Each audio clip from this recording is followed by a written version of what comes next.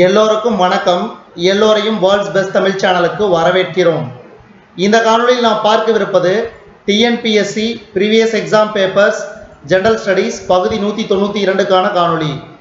முதல் கேள்வி,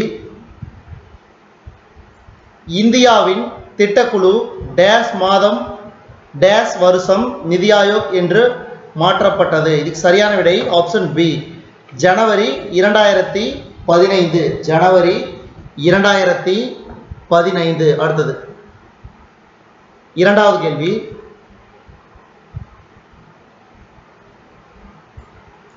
தாராளமயமாக்குதல், தனியார் மயமாக்குதல், உலகமயமாக்குதல் முறை வளர்ச்சி டேசாம் ஆண்டில் அப்போதைய நிதியமைச்சர் அவர்களால் அறிமுகப்படுத்தப்பட்டது? இதுக்கு சரியான விடை 1991, டாக்டர் மன்மோகன் சிங் அவர்களால்.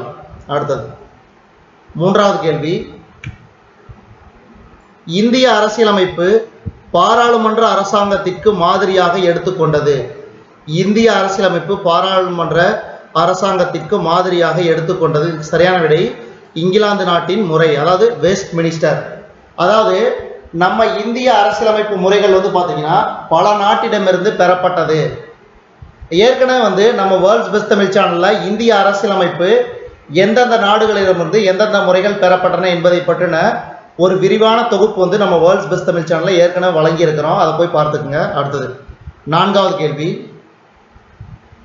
அரசியலமைப்பில் எந்த அட்டவணையில் 22 அங்கீகரிக்கப்பட்ட மொழிகள் சேர்க்கப்பட்டுள்ளன? இதுக்கு சரியான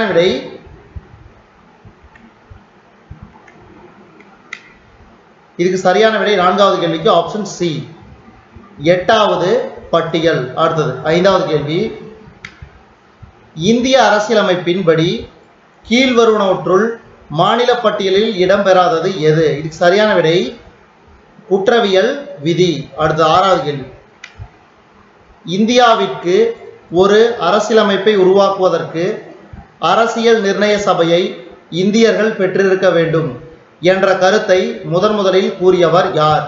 இந்தியாவிற்கு ஒரு அரசியலமைப்பை உருவாக்குவதற்கு அரசியல் நிர்ணய சபையை இந்தியர்கள் பெற்றிருக்க வேண்டும் என்ற கருத்தை முதலில் கூறியவர்? இது சரியான விடை ஆப்ஷன் பி, எம்.என். ராய். எம்.என். ராய். அடுத்தது ஏழாவது கேள்வி,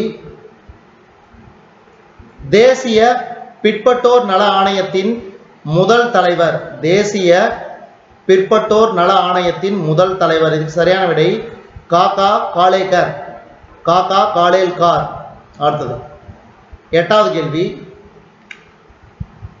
அரசு வழக்கறிஞரின் ஊதியம் மற்றும் இதர படிகளை வழங்குவது? அரசு வழக்கறிஞர்களின் ஊதியம் மற்றும் இதர படிகளை வழங்குவது மைய அரசாங்கம் மற்றும் மாநில அரசாங்கங்கள். அடுத்தது ஒன்பதாவது கேள்வி, 74வது அரசியலமைப்பு திருத்த சட்டத்தின் அடிப்படையில் பெரு மாநகராட்சி பகுதி என்பது? 74வது அரசியலமைப்பு திருத்த சட்டத்தின் அடிப்படையில் பெரு மாநகராட்சி என்பது? இதுக்கு சரியான விடை 9வது கேள்விக்கு ஆப்ஷன் ஏ, 10 லட்சம் அல்லது அதற்கும் மேற்பட்ட மக்கள் தொகை கொண்ட பகுதி. அடுத்தது 10வது கேள்வி, லோக் ஆயுக்தா முதலில் நிறுவப்பட்ட மாநிலம்? இதுக்கு சரியான விடை மகாராஷ்டிரா. இந்த கேள்வி வெரி வெரி இம்பார்ட்டன்ட். அதாவது இதில் கேட்கக்கூடிய, அதாவது நாங்கள் கொடுக்கக்கூடிய பழைய கொஸ்டின் பேப்பர் உள்ள கொஸ்டின் மாதிரிகள்லாம் பார்த்தீங்கன்னா அடிக்கடி ரிப்பீட்டட் கொஸ்டின், அதனால் தொடர்ந்து பாருங்க. அடுத்தது 11வது கேள்வி, இது வெரி வெரி இம்பார்ட்டன்ட். பொறுத்துக, குழுக்கள் அதன் நோக்கங்கள் கொடுத்துருக்குறாங்க. இதுக்கு சரியான விடை ஆப்ஷன் சி, அதாவது பல்வந்த் ராய் மேத்தா குழு சமுதாய மேம்பாட்டு திட்டத்தின் செயல்பாடுகளை ஆராய்தல். அடுத்தது அசோக் மேத்தா குழு பஞ்சாயத் ராஜ் நிறுவனங்களை பலப்படுத்துதல். அடுத்தது ஜி.வி.கே. ராவ் குழு. இதுக்கு சரியான விடை ஊரக மேம்பாடு மற்றும் வறுமை ஒழிப்பு. அடுத்தது எல்.எம். சிங்வி குழு. இதுக்கு சரியான விடை பஞ்சாயத் ராஜ் நிறுவனங்களை மேலும் பலப்படுத்துதல். அடுத்தது 12வது கேள்வி, மத்திய தேர்வாணைய தலைவர் மற்றும் உறுப்பினர்களின் பணிக்காலம் 6 ஆண்டுகள் அல்லது டேஸ் வயது, இவற்றில் எது முதலில் வருகிறதோ அதன்படி? இது சரியான விடை 65 வயது. அடுத்தது 13வது கேள்வி, டேஸ் ஆறானது இந்தியாவின் சிவப்பு ஆறு என அழைக்கப்படுகிறது. டேஸ் ஆறு என்பது இந்தியாவின் சிவப்பு ஆறு என அழைக்கப்படுகிறது. இதுக்கு சரியான விடை ஆப்ஷன் டி, பிரம்மபுத்திரா ஆறு. ஏற்கனவே பிரம்மபுத்திரா ஆறுங்கிறதுக்கான காணொளி ஏற்கனவே தொகுத்து வழங்கியிருக்கிறோம் நம்ம வேர்ல்ட்ஸ் பெஸ்ட் தமிழ் சேனல்ல. அடுத்தது 14வது கேள்வி. புவி அதிர்வு அலைகள் குறித்த கீழ்கண்ட வாக்கியங்களுள் தவறான ஒன்றை அடையாளம் காண்க. இதுக்கு சரியான விடை 14வது கேள்விக்கு ஆப்ஷன் பி, முதன்மை அலைகள் பெருத்த சேதத்தை விளைவிக்கக்கூடியது. அடுத்தது 15வது கேள்வி. சிறு குன்றுகள் மீதுள்ள இப்பகுதியின் தேயிலை தோட்டங்கள் பீல்கள் என அழைக்கப்படுகின்றன. இதுக்கு சரியான விடை அஸ்ஸாமின் சுர்மா பள்ளத்தாக்கு பகுதி. அடுத்தது 16வது கேள்வி.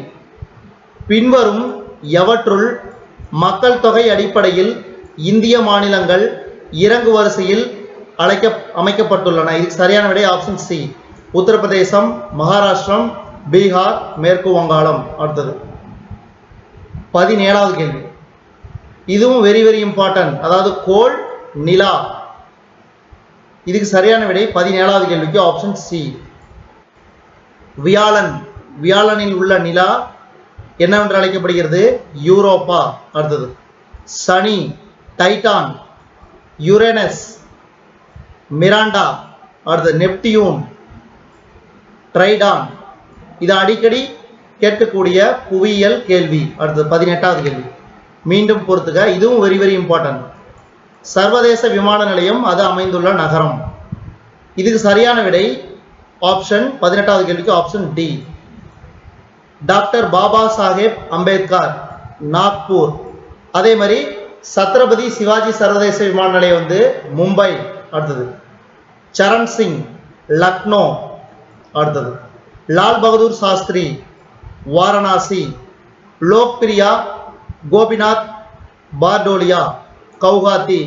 இந்திரா காந்தி சர்வதேச விமான நிலையம் வந்து பார்த்தீங்கன்னா டெல்லி. அதே மாதிரி ராஜீவ் காந்தி சர்வதேச விமான நிலையம் வந்து பார்த்தீங்கன்னா ஹைதராபாத். கெம்பே கவுடா விமான நிலையம் வந்து பார்த்தீங்கன்னா பெங்களூரு. அண்ணா சர்வதேச விமான நிலையம் சென்னை. இதெல்லாம் எப்பவுமே ஞாபகம் வச்சுக்கணும். ஒவ்வொரு தலைவர்களோட பேரை கொண்ட சர்வதேச விமான நிலையம் எந்த நகரத்தில் உள்ளது என்பதை பற்றி செப்பரேட்டாகவும் கேட்பாங்க, இந்த மாதிரி பொறுத்துக்காகவும் கேட்பாங்க. அதனால இந்தியாவில் உள்ள சர்வதேச விமான நிலையங்கள், அந்த சர்வதேச விமான நிலையங்களுக்கு யாருடைய எந்த தலைவருடைய பெயர் இடப்பட்டுள்ளது, அதே மாதிரி வந்து பார்த்தீங்கன்னா அது எந்த நகரில் அமைந்துள்ளது என்பதை பற்றி நீங்கள் வந்து தெரிஞ்சு வச்சுக்கோங்க. Very very important. அதாவது இந்த டிஎன்பிஎஸ்சிக்கு மாத்திரம் இல்லாமல் இந்த டிஎன்யூஎஸ்ஆர்பி போலீஸ் எக்ஸாம், அதே மாதிரி SSP staff selection commission, RRB railway recruitment board, அதே மாதிரி ஐபிபிஎஸ் பேங்கிங் எக்ஸாம், அதே மாதிரி மற்ற போட்டித் தேர்வுகளுக்கும் இந்த மாதிரியான கேள்விகள் வந்து அடிக்கடி ரிப்பீட் ஆகக்கூடிய கொஸ்டின். அடுத்து 19வது கேள்வி. இந்தியாவின் மிக நீளமான உள்நாட்டு நீர்வழி பாதை. இதுக்கு சரியான விடை 19வது கேள்விக்கு ஆப்ஷன் டி, ஹல்டியா, அலகாபாத் கால்வாய். அடுத்தது 20வது கேள்வி. மின்காந்த அலையின் அதிர்வெண்ணும் மீயொலி அலையின் அதிர்வெண்ணும் ஒன்றாக இருக்கும் பொழுது. இதுக்கு சரியான விடை ஆப்ஷன் பி, மின்காந்த அலையின் அலைநீளம் அதிகமாக இருக்கும். அடுத்தது 21வது கேள்வி. அமெரிக்க ஐக்கிய பிரதிநிதிகள் சபைக்கு தேர்ந்தெடுக்கப்பட்ட முதல் இந்திய வம்சாவளி அமெரிக்க பெண்மணி. இதுக்கு சரியான விடை பிரமிளா ஜெயபால். அடுத்த 22வது கேள்வி. கணினி ஓய்வு நிலையில் இருக்கும் போதும் அதனுள் உள்ள தகவல்களை பாதுகாக்கும் மென்பொருள் ஹைப்போகார்டை உருவாக்கிய நாடு. இதுக்கு சரியான விடை ஆப்ஷன் சி, கனடா. அடுத்தது உங்களுக்கு என்ன கேள்வினா, இதுல இருந்து கனடா நாட்டின் தற்போதைய பிரதமர் யார், அந்த நாட்டின் தலைநகர் என்ன, அந்த நாட்டின் நாணயம் என்ன என்பதை பற்றி கீழே கமெண்ட் பாக்ஸில் மறக்காம எழுதுங்க. ஜப்பான் நாட்டு, அதே மாதிரி ஜப்பான் நாட்டுக்கு அதே மாதிரி ஜப்பான் நாட்டு நாணயம் என்ன, ஜப்பான் நாட்டின் தலைநகர் என்ன, ஜப்பான் நாட்டின் தற்போதைய அதிபர் யாரு, இதெல்லாம் வந்து கீழே கமெண்ட் பாக்ஸில் தெரியப்படுத்துங்க. அடுத்து 23வது கேள்வி. இந்தியாவின் முதல் ரயில்வே பல்கலைக்கழகம் எங்கு அமைந்துள்ளது? இதுக்கு சரியான விடை 23வது கேள்விக்கு ஆப்ஷன் பி, வதோதரா. அடுத்தது 24வது கேள்வி. வெளிநாட்டு கொள்கையில் மோடியின் மிடாஸ் டச் என்ற புத்தகத்தை எழுதியவர் யார்? இதுக்கு சரியான விடை சுரேந்திரகுமார். அடுத்து இந்த காணொளியின் கடைசி கேள்வி 25வது கேள்வி. 2 கம்பி சுருள்கள் ஒன்றுக்கொன்று அருகில் வைக்கப்பட்டுள்ளது. 2 கம்பி சுருள்களுக்கு இடையே உண்டாகும் பரிமாற்று மின்தூண்டல் எதை சார்ந்திருக்கும்? இதுக்கு சரியான விடை ஆப்ஷன் பி, சுருளில் பாயும் மின்னோட்டத்தை. இதுவரைக்கும் நம்ம இந்த காணொலியில் பார்த்தது TNPSC previous exam papers general studies பகுதி 192க்கான காணொலி. இந்த காணொலி உங்களுக்கு பிடிச்சிருந்துச்சுன்னா லைக் பண்ணுங்க, கமெண்ட் பண்ணுங்க, மறக்காம இந்த காணொலி உங்க நண்பர்களுக்கும் மற்றவர்களுக்கும் ஷேர் பண்ணுங்க.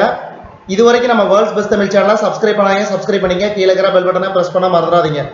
நம்ம வேர்ல்ட்ஸ் பெஸ்ட் தமிழ் சேனலில் TNPSC previous exam paper general studies பகுதி 192க்கான காணொலியை நம்ம வேர்ல்ட்ஸ் பெஸ்ட் தமிழ் சேனல் வாயிலாக பார்த்தமைக்கு நன்றி.